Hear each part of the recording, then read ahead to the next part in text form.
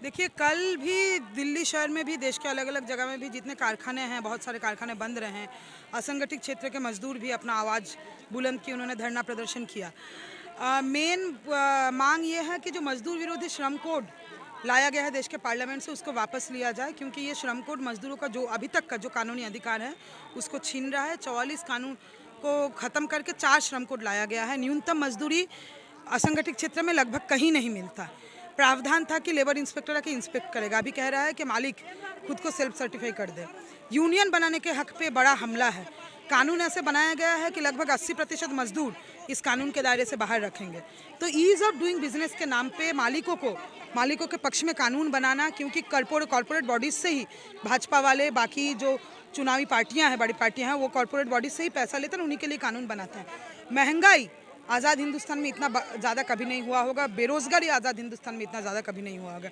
मजदूरों का छटनी, मन चाहा छटनी, कोई नौकरी का गारंटी नहीं है। ठेका मजदूरों का जो हक अधिकार है, समान काम का समान वेतन, परमानेंट होने का अधिकार, सब कुछ छीना जा रहा है। दिल्ली शहर में अलग अलग जगह में गरीबों का जहाँ पे झुग्गी है, उन झुग्गियों को कभी भी आके तोड़ दिया जाता है। वहाँ मकान, मोदी जी ने कहा, केजरीवाल जी ने कहा, कहाँ मिला? हमको दिखा दीजिए ना। ये तो आपके सामने धोबीघाट झुग्गी की महिलाएं हैं। ये पिछले 2 साल से लड़ाई लड़ रहे हैं। डीडी आए दिन आके इनका झुग्गी तोड़ देता है। अभी कल इन्हीं का झुग्गी कल तोड़ा देखा है। कल ही इतना गर्मी आया है, कहाँ रहेंगे? छोटे बच्चे हैं। 2 साल से ये लड़ाई लड़ रहे हैं। बगल में अमानतुल्लाह खान का वहाँ पे घर है, एमएलए आम आदमी पार्टी ओखला का एमएलए, उनके घर तक जा चुके हैं। घर में जाके ये लोग गाली सुन चुके हैं। इन्होंने अमानतुल्लाह खान को वोट दिया था। हम आपको सच्चाई बता रहे हैं, वो मोदी जी भी कहते हैं।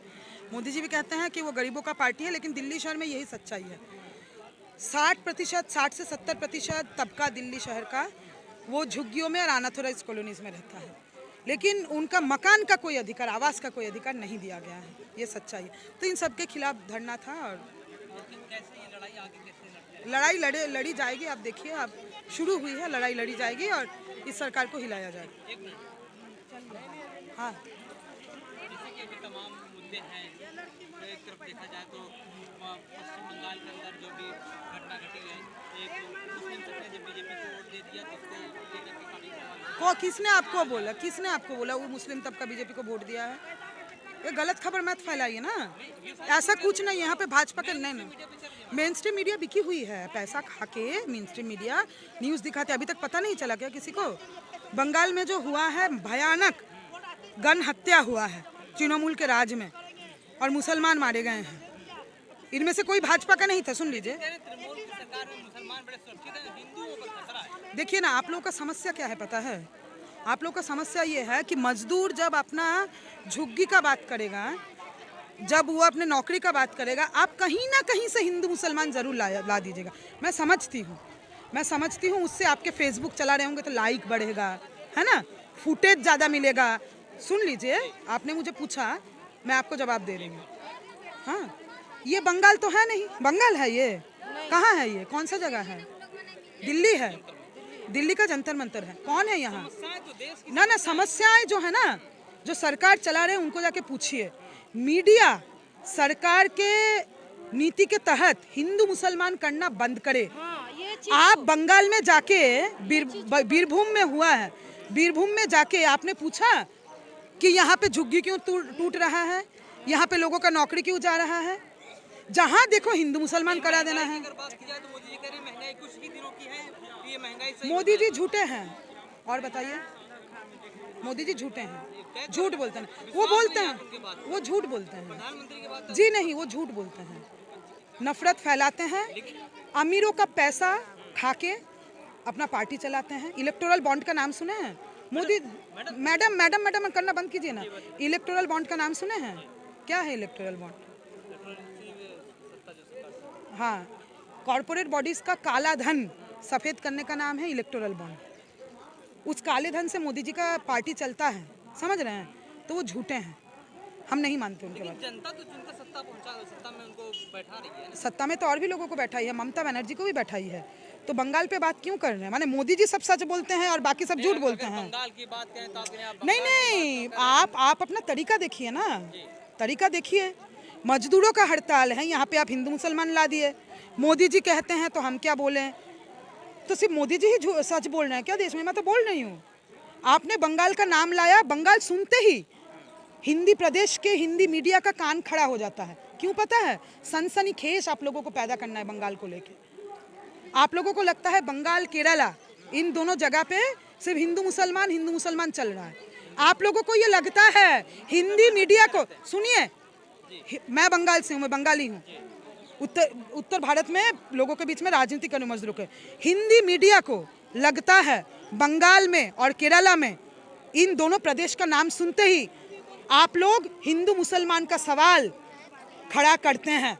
आपके सामने जनता खड़ी रहती है अपने सवालों को लेके, लेकिन आप बंगाल केरला हिंदू मुसलमान ये सुनिए, मेरा बात सुन लीजिए, आप मेरा बात सुन लीजिए, आप लोग ये करते रहते हैं। तो मीडिया का काम ये नहीं है कि बंगाल में सब कुछ खराब चल रहा है और केरला में सब कुछ खराब चल रहा है। ये दुष्प्रचार, बीजेपी का ये दुष्प्रचार मीडिया चलाए, ये मीडिया का काम नहीं है। बंगाल और केरला ये दोनों जगह बीजेपी शासित राज्यों से सारे कैटेगरी में बहुत बेहतर है। केरला ऐसे एक जगह है जहाँ पे 100% लिटरेसी है। केरला एक ऐसा जगह है जहाँ पे सरकारी अस्पताल काम करता है। बंगाल ऐसा एक जगह है जहाँ का एसडीपी, जहाँ का सेक्स रेशियो, जहाँ का पब्लिक एजुकेशन, जहाँ का पब्लिक हेल्थ बीजेपी शासित राज्यों से अच्छा है। इसलिए बंगाल केरला को लेके सनसनीखेज पैदा करना बंद कीजिए और हिंदी प्रदेश के गरीब जनता के बीच में बंगाल केरला के लोगों के बारे में नफरत फैलाना बंद कीजिए।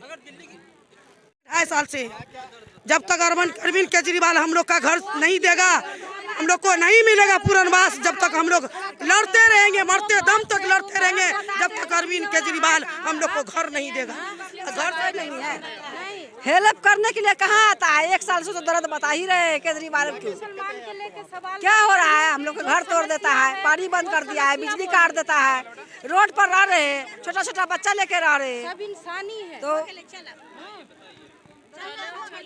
हिंदू मुसलमान लेके सवाल खड़ा मत करिए। जो हम लोग के दुविधा है वो दुविधा हम लोग अभी तक परेशान है, 1-1.5 साल से परेशान है। झुग्गी जो टूटा है अभी तक कोई देखने नहीं आया, किसी सरकार ने कोई मदद नहीं की अभी तक।